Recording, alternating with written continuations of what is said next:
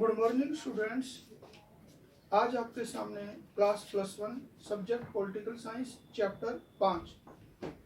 इसमें एक वीडियो तो मैं आपको पहले समझा चुका हूं, जिसके अंदर जो है 7 क्वेश्चन है। बाकी के जो क्वेश्चन है ये 4-4 नंबर के सभी बच्चों ने ध्यानपूर्वक समझने हैं।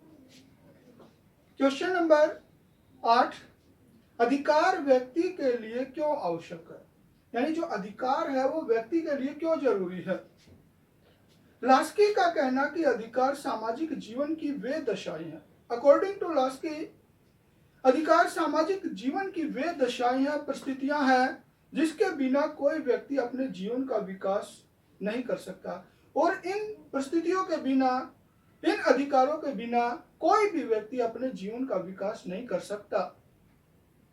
अर्थात अधिकार वे सुविधाएं, अवसर या स्वतंत्रता है। कहने का मतलब यह है कि अधिकार जो है वे सुविधाएं हैं, वे स्वतंत्रताएं हैं जो व्यक्ति के विकास के लिए आवश्यक है, और ये हर व्यक्ति के विकास के लिए जरूरी है, और जिन्हें समाज मान्यता देता है। और इन अधिकारों को, इन सुविधाओं को समाज के द्वारा मान्यता दी जाती है तथा राज्य लागू करता है, और राज्य के द्वारा इन्हें लागू किया जाता है। यदि अधिकार न हो तो समाज में जंगल जैसा वातावरण पैदा हो जाएगा। मान लीजिए कि किसी भी व्यक्ति को अधिकार नहीं है, सरकार के द्वारा जो किसी भी तरह के अधिकार नहीं दिए गए हैं, तो क्या होगा, समाज के अंदर जो है वातावरण दूषित हो जाएगा, जंगल जैसा वातावरण हो जाएगा, और केवल ताकतवर व्यक्ति ही जीवित रह सकेंगे। जिस प्रकार जंगल के अंदर ताकतवर जीव जो है अपने आप को बचा पाते हैं, इसी तरह अगर मान लीजिए अधिकार नहीं है तो जंगल जैसा वातावरण हो जाएगा, केवल ताकतवर व्यक्ति ही जो है जीवित रह सकेंगे। हर व्यक्ति स्वतंत्रता पूर्वक अपनी इच्छा अनुसार आचरण नहीं कर सकेगा। हर व्यक्ति अपनी इच्छा पूर्वक जो आचरण नहीं कर सकेगा, और उनका जीवन व संपत्ति सुरक्षित नहीं होंगे, और उस व्यक्ति की या समाज के अंदर हर व्यक्ति की जीवन संपत्ति जो सुरक्षित नहीं रह पाएंगी। अधिकारों के वातावरण में ही व्यक्ति अपनी स्वतंत्रता का प्रयोग और अपने जीवन का विकास कर सकता है। जब व्यक्ति को ये अधिकार प्राप्त होते हैं तभी व्यक्ति जो अपनी स्वतंत्रता का अच्छी तरह से प्रयोग कर सकता है, अपने जीवन का अच्छी तरह से विकास कर सकता है। इस प्रकार अधिकार व्यक्ति के लिए बहुत आवश्यक है। तो कहने का मतलब यह है कि अधिकार जो है व्यक्ति के विकास के लिए बहुत जरूरी है। इसके बिना, अधिकारों के बिना व्यक्ति का विकास संभव नहीं है। अब देखिए, आर्थिक अधिकारों से क्या अभिप्राय है। 5 महत्वपूर्ण अधिकारों का वर्णन कीजिए। आर्थिक अधिकारों से अभिप्राय उन अधिकारों से है जो व्यक्ति की आर्थिक आवश्यकताओं से संबंधित है। आर्थिक अधिकारों का मतलब यह है कि व्यक्ति की धन संबंधी आवश्यकताओं से है तथा उसके आर्थिक विकास के लिए पर्याप्त अनिवार्य है, और व्यक्ति के धन संबंधी विकास के लिए आर्थिक अधिकार जरूरी है। कुछ महत्वपूर्ण आर्थिक अधिकार जो है इस प्रकार से है। काम का अधिकार, यानी कि हर व्यक्ति को काम, सरकार के द्वारा काम दिया जाना चाहिए। उचित वेतन का अधिकार, काम किया जाता है उसके अकॉर्डिंग जो है वेतन दिया जाना चाहिए। विश्राम का अधिकार, यानी कि उसके जो है जो भी काम करता है बीच में जो उसको उचित विश्राम की व्यवस्था भी की जानी चाहिए। संपत्ति का अधिकार, जो पैसे उसने कमाए हैं वो जो उसे अपने पास रखने का अधिकार होना चाहिए। आर्थिक तथा सामाजिक सुरक्षा का अधिकार, आर्थिक रूप से सुरक्षित हो, सामाजिक रूप से वो जो है सुरक्षित हो। तो ये जो है कुछ आर्थिक अधिकारों के उदाहरण हैं। मौलिक अधिकार का क्या अर्थ है। मौलिक अधिकारों के रूप में प्राय उन अधिकारों को स्वीकार किया जाता है जो देश के सर्वोच्च कानून अर्थात संविधान में अंकित होते हैं। तो कहने का मतलब यह है कि जो मौलिक अधिकार है वो हमारे देश के संविधान के अंदर अंकित है, नागरिकों को दिए गए हैं, तथा जिनकी सुरक्षा के लिए संवैधानिक उपचारों का प्रबंध किया गया। अगर इन मौलिक अधिकारों का हनन होता है तो नागरिकों को जो है संवैधानिक उपचारों का अधिकार की व्यवस्था की गई है। मौलिक अधिकार उन अधिकारों को कहा जाता है जो व्यक्ति के सर्वोन्मुखी विकास के लिए अनिवार्य होते हैं। तो मौलिक अधिकार वे अधिकार होते हैं जो व्यक्ति के चहुमुखी संपूर्ण विकास के लिए कंपल्सरी होते हैं, और जो ये आपको संवैधानिक उपचारों का अधिकार की व्यवस्था की गई है। अगर व्यक्ति के मौलिक अधिकारों का हनन होता है तो इन अधिकारों के माध्यम से व्यक्ति जो सर्वोच्च न्यायालय में जाकर अपने अधिकारों को प्राप्त कर सकता है। इसके बाद देखिए, कर्तव्य किसे कहते हैं। साधारण शब्दों में किसी काम के करने या न करने के दायित्व को कर्तव्य कहते हैं। तो नॉर्मली रूप से जो है किसी काम के करने या न करने को जो है कर्तव्य का नाम दिया गया है। कर्तव्य को अंग्रेजी में ड्यूटी कहते हैं। तो अंग्रेजी के अंदर जो इसे ड्यूटी का नाम दिया गया है, जिसका मूल शब्द जो है डिबट्स है, और जिसका अर्थ कर्ज या ऋण है, और डिबट्स का अर्थ है कर्ज या ऋण होता है। अर्थात जो व्यक्ति को देना है, और ये जो कर्ज जो है समाज के अंदर जो है व्यक्ति के द्वारा देना होता है, कर्तव्य व्यक्ति का सकारात्मक या नकारात्मक कार्य है, कर्तव्य व्यक्ति का अच्छा या बुरा कार्य है, जो व्यक्ति को दूसरों के लिए करना पड़ता है। और ये कार्य जो है मनुष्य के द्वारा अच्छे या बुरे जो है दूसरों के लिए करने पड़ते हैं, चाहे उनकी इच्छा करने की हो या न हो, और उस व्यक्ति की इच्छा चाहे उन कार्य को करने की हो या न हो, और उसी को जो अधिकार मिलता है, और जो ये कार्य करते हैं उन्हें जो है अधिकार मिलता है, वह उस समय मिल सकता है जब दूसरे व्यक्ति अपने कर्तव्यों का पालन उसके लिए करे। और ये अधिकार कब मिलता है? जब दूसरे व्यक्ति अपने कर्तव्यों का जब पालन करते हैं, तो उस व्यक्ति को जो दूसरे को अधिकार प्राप्त होता है। अतः कर्तव्य कुछ ऐसे निश्चित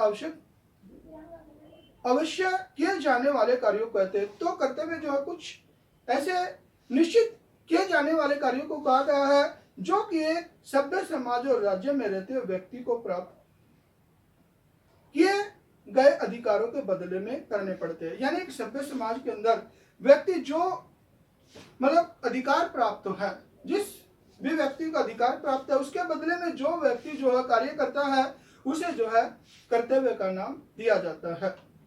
कर्तव्य के 4 प्रकार बताइए। कर्तव्य कौन कौन से 4 प्रकार है? कर्तव्य के 4 निम्नलिखित हैं। नैतिक कर्तव्य, इन कर्तव्यों के पीछे दंड की भावना नहीं होती। तो नैतिक कर्तव्यों के पीछे जो है दंड की भावना नहीं होती है। इनकी अवहेलना से समाज में निंदा होती है। इनकी अवहेलना से जो है सरकार के द्वारा दंड नहीं दिया जाता, बल्कि व्यक्ति की जो है समाज के अंदर निंदा होती है। सत्य बोलना, माता पिता की सेवा करना व दूसरों के प्रति अच्छा व्यवहार करना नैतिक कर्तव्य है। अगर मान लीजिए व्यक्ति सत्य नहीं बोलता है, तो जो है समाज के अंदर उसकी निंदा की जाएगी, कानून के अनुसार जो उसे दंड नहीं दिया जा सकता। अगर मान लीजिए माता पिता की सेवा नहीं करता, तो कानून जो उसको दंड नहीं देगा, बल्कि जो है समाज उसकी निंदा करता है। तो ये नैतिक कर्तव्य जो है समाज के डर के वैसे जो है व्यक्ति को करने पड़ते हैं या करता है। कानूनी कर्तव्य, जिन कर्तव्यों को दंड के वैसे माना जाता है या जिन कर्तव्यों को दंड के वैसे किया जाता है, वे कानूनी कर्तव्य कहलाते हैं। करों की अदायगी, कानून का पालन करना कानूनी कर्तव्य है। यानी जो टैक्स सरकार के द्वारा नागरिक के ऊपर लगाए जाते हैं, उनका जो है समय पर भरना, या जो कानून का पालन करना है, यानी कानून का जो पालन करना कंपलसरी है, कानून को तोड़ना नहीं है। अगर मान लीजिए कोई व्यक्ति कानून का पालन नहीं करता है, समय पर जो है टैक्स नहीं भरता है, तो जो है सरकार के द्वारा उस व्यक्ति को दंड दिया जा सकता है। मौलिक कर्तव्यों का राज्य के संविधान में उल्लेख है। जो मौलिक कर्तव्य उसका राज्य के संविधान के अंदर वर्णन किया गया है। इसका महत्व राजनीतिक व नागरिक कर्तव्यों से अधिक होता है। इसका महत्व जो है राजनीतिक कर्तव्यों से नागरिक कर्तव्यों से ज्यादा माना गया है। नागरिक कर्तव्य अपने ग्राम, शहर तथा नगर के प्रति निभाए जाने वाले कर्तव्य नागरिक कर्तव्य कहलाते हैं। तो हर व्यक्ति, चाहे वो गांव का है, चाहे वो शहर का है, चाहे वो नगर का है, यानी कि उनके प्रति जो अपने कर्तव्य निभाए जाते हैं, उन्हें नागरिक कर्तव्य का नाम दिया जाता है। नगर में शांति व व्यवस्थाएं रखना, जैसे नगर के अंदर शांति व्यवस्था बनाए रखना, सफाई का ध्यान रखना, हर नागरिक के द्वारा जो अपने नगर गांव के अंदर सफाई का ध्यान रखना, सार्वजनिक भवनों को गंदा न करना, इसके उदाहरण है। जो सार्वजनिक भवन है, सार्वजनिक जगह है, उनको जो है वहां पर गंदगी न फैलाए, तो ये जो है नागरिक कर्तव्यों के अंतर्गत आते हैं। नागरिक के 5 नैतिक कर्तव्य बताइए। तो नागरिक के 5 नैतिक कर्तव्य कौन से हैं? नागरिक के 5 नैतिक कर्तव्य जो हैं इस प्रकार से हैं। सत्य बोलना नागरिक का नैतिक कर्तव्य, यानी सच्चाई के ऊपर अड़े रहना, सत्य बोलना जो है व्यक्ति का नैतिक कर्तव्य है। माता पिता की सेवा करना भी नैतिक कर्तव्य के अंतर्गत आता है। हर व्यक्ति का ये नैतिक कर्तव्य है कि वो अपने माता पिता की सेवा करे। दूसरों के प्रति अच्छा व्यवहार नैतिक कर्तव्य है। एक कर्तव्य है, जैसे जिस प्रकार मान लीजिए हर व्यक्ति के साथ या हर व्यक्ति के द्वारा दूसरे व्यक्ति के साथ जो अच्छा व्यवहार करना, ये भी नैतिक कर्तव्य के अंतर्गत आता है। अपने कार्य को ईमानदारी से करना भी नैतिक कार्य है। जो भी कार्य किया जाता है वो जो पूर्ण रूप से ईमानदारी से किया जाना चाहिए, यह भी एक नैतिक कर्तव्य है। शिक्षा प्राप्त करना और बच्चों को शिक्षित करना आदि भी नैतिक कर्तव्य है। खुद भी शिक्षित होना और अपने परिवार के बच्चों को भी शिक्षित करना, यह भी मनुष्य का एक नैतिक कर्तव्य है। नागरिक के 4 कानूनी कर्तव्यों का उल्लेख कीजिए। इसके बाद जो है कानूनी कर्तव्य की बात करते हैं। नागरिक के 4 कानूनी कर्तव्य जो है इस प्रकार है। राजभक्ति, प्रत्येक नागरिक को राज्य के प्रति वफादार रहना चाहिए। देश के हर नागरिक को जो अपने देश के प्रति वफादार रहना चाहिए। देशद्रोह से दूर रहना चाहिए, जो देशद्रोही लोग हैं उनसे दूर रहना चाहिए। राज्य के साथ कभी भी विश्वासघात नहीं करना चाहिए। राज्य के साथ किसी प्रकार का कोई विश्वासघात नहीं करना चाहिए। अगर मान लीजिए इस प्रकार के कोई कार्य करता तो सरकार के द्वारा जो है दंड दिया जाता है, कानून के द्वारा दंड दिया जाता है। कानून का पालन, नागरिक को राज्य के कानून का पालन करना चाहिए। तो हर नागरिक को अपने राज्य के, अपने देश के कानून का पालन करना चाहिए। राज्य में शांति व्यवस्था बनाए रखनी चाहिए। हर नागरिक को अपने देश के अंदर शांति की व्यवस्था बनाए रखनी चाहिए। यदि कोई कानून अनुचित है तो शांतिपूर्ण ढंग से बदलाव करवाना चाहिए। अगर मान लीजिए सरकार के द्वारा कोई गलत कानून बना दिया जाता है तो उस कानून का जो शांतिपूर्ण ढंग से विरोध करना चाहिए और उस कानून को जो है बदलवाना चाहिए। करों की अदायगी, कर राज्य का आधार है, यानी कर जो है राज्य का मुख्य बेस होता है। बिना धन के कोई भी कार्य नहीं कर सकती सरकार। बिना पैसे के जो सरकार भी जो किसी तरह का कोई कार्य नहीं कर सकती। अतः नागरिकों को करों की ईमानदारी से अदायगी करनी चाहिए। हर नागरिक का यह दायित्व है कि कर्तव्य है कि जो कर लगाए हुए सरकार के द्वारा उन पर उनका जो ईमानदारी से पालन करे। मताधिकार का प्रयोग, प्रजातंत्र में नागरिकों को मताधिकार प्रदान किया गया। हर प्रजातंत्र देश में अपने देश के नागरिकों को जो है वोट का अधिकार दिया गया है। वह नागरिक की एक पवित्र धरोहर है। ये वोट का अधिकार जो है प्रत्येक नागरिक की एक पवित्र धरोहर है, संपत्ति है। अतः प्रत्येक नागरिक को मताधिकार का उचित प्रयोग करना चाहिए। जो व्यक्ति को ये उचित धरोहर मिली हुई है वोट का अधिकार, उसका जो है अच्छा और ईमानदारी से जो उसका प्रयोग करना चाहिए। योग्य नेताओं को जो है वोट दिया जाना चाहिए। कानूनी कर्तव्यों की अवहेलना करने पर दंड दिया जाएगा, यह उल्लेखनीय है। और यह व्यवस्था की गई, अगर किसी व्यक्ति के द्वारा कानूनी कर्तव्यों की अवहेलना की जाती है तो सरकार जो उसे दंड दे सकती है। तो बेटा आज आपके सामने जो है चैप्टर 5 कंप्लीट करवा दिया है। सभी बच्चों ने जो है इसको अच्छी तरह से समझना है और याद भी करना है। धन्यवाद।